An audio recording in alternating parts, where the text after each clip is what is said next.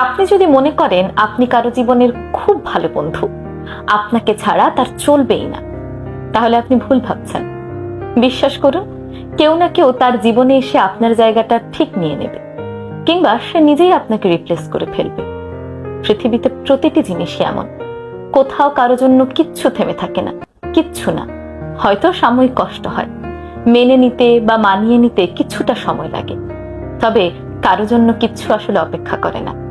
তবু আমি জীবনে এমন দু চারটা মানুষ দেখেছি যাদের জীবনে হাজারটা বেটার রিপ্লেসমেন্ট অপশন থাকার পরেও তারা তাদের জীবনের নির্দিষ্ট একটি জায়গায় ওই একটি মানুষের জন্য ফাঁকা স্থান রেখে দেয়। হয়তো রোজ দেখা হয় না, কথা হয় না, তবুও সেই মানুষটি আজও তার প্রিয় বন্ধু। তার জায়গাটি কেউ নিতে পারেনি, কিংবা সে নিজেই তার বন্ধুর জায়গাটি আর কাউকে দেয়নি। কারো জীবনে এতটুকু মূল্যায়ন পাওয়া ভীষণ ভাগ্যের ব্যাপার। আপনি যদি কারো জীবনের এমন মূল্যবান হয়ে থাকেন, কেউ যদি আপনাকে তার জীবনে ঠিক এই জায়গায় বসিয়ে থাকে, তাহলে তার সেই ভালোবাসার যথাযথ মূল্যায়ন করার চেষ্টা করুন।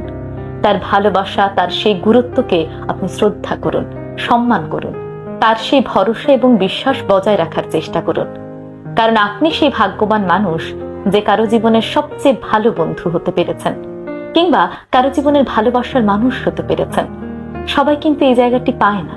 বিশ্বাস করুন, আপনি খোঁজ নিয়ে দেখুন, সবাই এমন মূল্য, গুরুত্ব সবসময় পায় না।